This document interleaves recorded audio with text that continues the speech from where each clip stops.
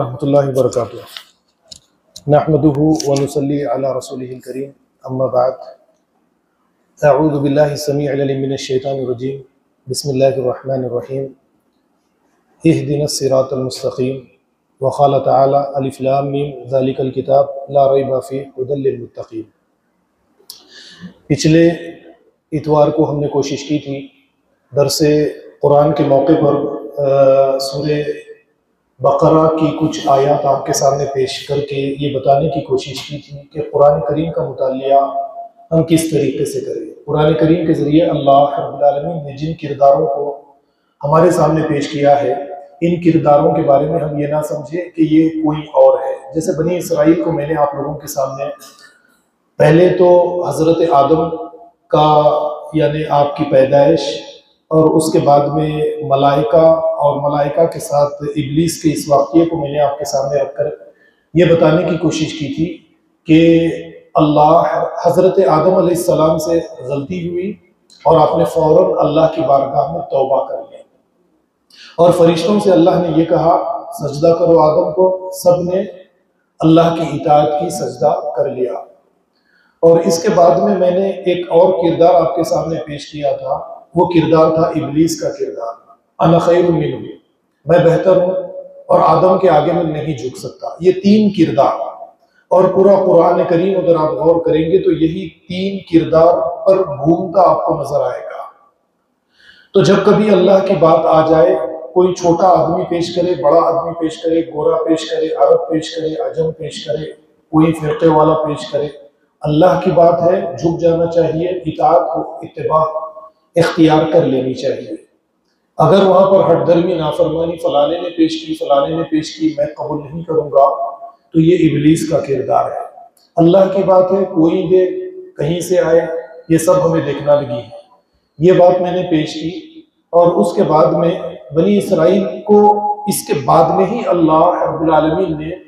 وَأَنِّي فَضَّلْتُكُمُ الْعَالَمِينَ کہہ کر پیش کیا کہ فضیلت دی ہم نے بنی اسرائیل کو سارے عالم پر۔ پھر بنی اسرائیل کو جو فضیلتیں دی گئی وہ گنوائی گئی، ان کو جو فضیلت دی گئی اللہ کے دین کے حوالے سے دی گئی تھی، اور کچھ ذمہ داریاں انہیں دی گئی تھی۔ انہوں نے جب یہ ذمہ داریوں کو اٹھانے میں کوتاہی کی تو بار بار فرعون کے ذریعے انہیں سزا دی گئی، اور پھر خود انہیں آزمائشوں میں ڈالا گیا۔ پھر اس کے بعد میں جب یہ بدماشی پر اتر آئے تو اس کے بعد میں نے گائے قربان کرنے کا جو حکم اللہ رب العالمین نے دیا وہ آپ کے سامنے پیش کیا۔ تو اس کے بعد میں مختلف قسم کے بہانے بنانے لگے، جس طریقے سے ہم امت مسلمہ ہو کر بہانے بناتے ہیں، کون سے رنگ کی چاہیے، کیسی چاہیے، دکھنے میں کیسی رہنی چاہیے، وغیرہ وغیرہ سوالات کرنے لگے، اور آخر کار انہوں نے اللہ کے اس حکم کو مان لیا۔ آخر کار مانا، جس طریقے سے فرشتوں نے مانا اس طریقے سے نہیں مانا، جیسا ماننا چاہیے تھا اس طریقے سے نہیں مانا۔ بہرحال انہوں نے مان لیا۔ پھر من اور سلوہ دیا گیا تو کہا مما تنبت الارض من بقلیہا وقثائها وفومها وعدسها وبصلیہا، نہیں، اب یہ من اور سلوہ پہ بس ہم نہیں کریں گے، ہمیں تو مندی چاہیے، بریانی چاہیے، وغیرہ وغیرہ، مسالے دار کھانے چاہیے، زمین سے اگنے والی چیزیں چاہیے۔ یہاں پر لا کر میں نے کہا بارکس کا من اور سلوہ ہمارا جام اور انجیر تھا، ہم نے بھی اسی طریقے سے کہا یخرج مما تنبت الارض من بقلیہا وقثائها، اور خلیج والوں کے لیے من اور سلوہ، کھجور وغیرہ جو کچھ ان کے یہاں پر تھا انہوں نے بھی وہی کہا۔ چلو من اور سلوہ جو بھی اللہ رب العالمین نے دیا تھا وہ دین کے حوالے سے، دین کا ابلاغ کرنے کے حوالے سے تھا۔ یہ باتیں میں نے پچھلے اتوار کو آپ لوگوں کے سامنے پیش کرنے کی کوشش کی تھی۔ آج یعنی میں زیادہ تر اب جن چیزوں پر زور دینے کے لیے جا رہا ہوں وہ یہی باتوں سے متعلق ہے کہ آپ قرآن کریم کا مطالعہ کریں تو یہ دیکھیں کہ قرآن کریم میں کہاں پر کھڑا ہوں، قرآن کریم میں کہاں ہوں۔ قرآن کریم میں اپنے آپ کو تلاش کرنے کی کوشش کیجیے۔ جب آپ اس طریقے سے قرآن کریم کا مطالعہ کریں گے تو آپ کی شخصیت سازی ہوگی، اب شخصیت میں تبدیلی آئے گی، اور آپ اپنے آپ کو تبدیل کرنے کے لیے قرآن کا مطالعہ کریں گے۔ ایسا نہیں تو پھر وہی معاملہ ثواب حاصل کرنے کی نیت سے قرآن کریم کی تلاوت کریں گے۔ جب کبھی اللہ رب العالمین کسی پیغمبر کو کسی قوم کے بیچ میں روانہ کرتے ہیں اور پیغمبر دین کے حوالے سے دین کی دعوت کو ان کے سامنے پیش کرنا شروع کرتا ہے، اس کے بعد میں 3 گروہ ہر جگہ پر پیدا ہو جاتے ہیں۔ ایک گروہ، ایک جماعت پیغمبر کی بات کو قبول کر لیتی ہے، ایک گروہ نیوٹرل ہو جاتا ہے، یعنی نہ بات کو مانیں گے نہ انکار کریں گے نہ رد کریں گے، اور ایک گروپ جو بنتا ہے وہ سختی کے ساتھ پیغمبر کا مخالف بن جاتا ہے، پیغمبر کے ماننے والوں کا سختی کے ساتھ مخالف بن جاتا ہے۔ تو یہی معاملہ جہاں کہیں پر بھی حق کی دعوت اٹھے گی یہ معاملہ ہو کر رہے گا۔ اب اس کے بعد میں دیکھیے، پیغمبر جب اللہ رب العالمین سے، جو پیغمبر اللہ رب العالمین سے دعا کرتے ہیں اہدنا الصراط المستقیم،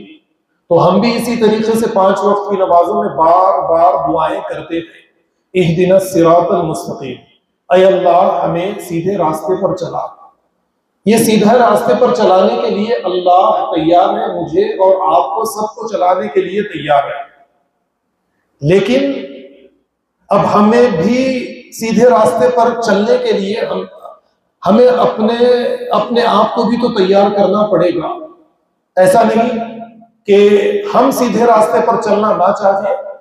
اور اللہ سے یہ دعائیں کرتے جائیں کہ اے اللہ مجھے سیدھے راستے پر چلا، سیدھے راستے پر چلا۔ اللہ تعالیٰ نے تو قرآن کے شروع میں ہی یہ بات کا اعلان کر دیا، ہدی للمتقین، میں چلاؤں گا تمہیں سیدھا راستہ، ہدایت کا راستہ میں دکھاؤں گا، لیکن تم بھی تو پرہیزگار بنو، پرہیزگاری کا راستہ اختیار کرو۔ ایمان نام ہے پرہیزگاری کا راستہ اختیار کرنے کا، ایک ایسا راستہ جو تمہیں جنت میں لے جائے، خدا کی رضا تمہیں دے، خدا کے قریب تمہیں کرے۔ ہدی للمتقین، میں تیار ہوں ہدایت کا راستہ تمہیں دینے کے لیے،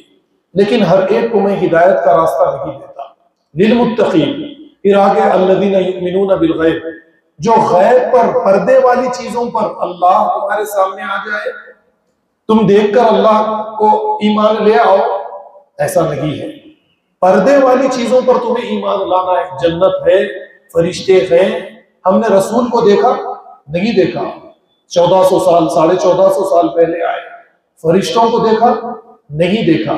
اللہ کو نہیں، جنت کو جہنم کو نہیں، یہ غیب پردے والی چیزوں پر ہی ایمان لانے کا، اسی پر ایمان لانا ہے ہمیں۔ تو یہاں پر صفات ایمان والوں کی الذین یؤمنون بالغیب ویقیمون الصلاۃ، نمازوں کا اہتمام، نمازوں کو قائم کرنا، ویؤتون الزکاۃ، زکوٰۃ ادا کرنا، ومما رزقناہم ينفقون، اور جو کچھ رزق اللہ نے دیا ہے اس میں سے یہ خرچ کرتے چلے جاتے ہیں۔ تو قرآن کے حوالے سے سب سے پہلی چیز آپ لوگوں کو یہ معلوم ہونی چاہیے کہ قرآن اللہ کا کلام ہے، اور حضرت جبرائیل کے ذریعے سے محمد الرسول اللہ تک آیا، اور محمد الرسول اللہ کے ذریعے سے ہم تک پہنچا۔ محمد رسول اللہ صلی اللہ علیہ وسلم نے بھی اس قرآن کے اندر نہ کسی قسم کا کوئی اضافہ کیا ہے، نہ کسی قسم کی کوئی کمی کی ہے۔ امانت دار رسول ہوتا ہے، اس میں کسی قسم کی کوئی کمی بیشی نہیں کرتا ہے،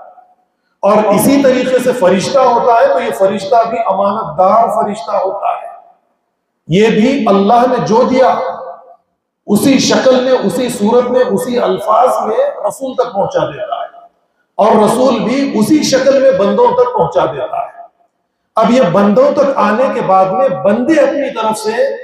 اپنے الفاظ، اپنی تعبیر، اپنی تشریح کے ذریعے اللہ کے کلام کو، اللہ کی وحی کو کچھ سے کچھ بنا دیتے ہیں۔ اب ہدایت باقی نہیں رہتی، بلکہ اللہ کے بندوں کا، انسانوں کا اس کے اندر کچھ دخل ہو جاتا ہے۔ تو اللہ رب العالمین نے جیسے قرآن کریم میں یہ فرمایا، دیکھیے لَقَدْ جِئْنَاكُمْ بِالْحَقِّ وَلَكِنَّ أَكْثَرَكُمْ لِلْحَقِّ كَارِهُونَ، یہ سورہ زخرف کی آیت نمبر 78 ہے۔ دیکھیے، ہم نے تمہاری طرف حق کو روانہ کر دیا ہے، ہم نے تمہاری طرف حق کو روانہ کر دیا ہے، لیکن تم میں کی اکثریت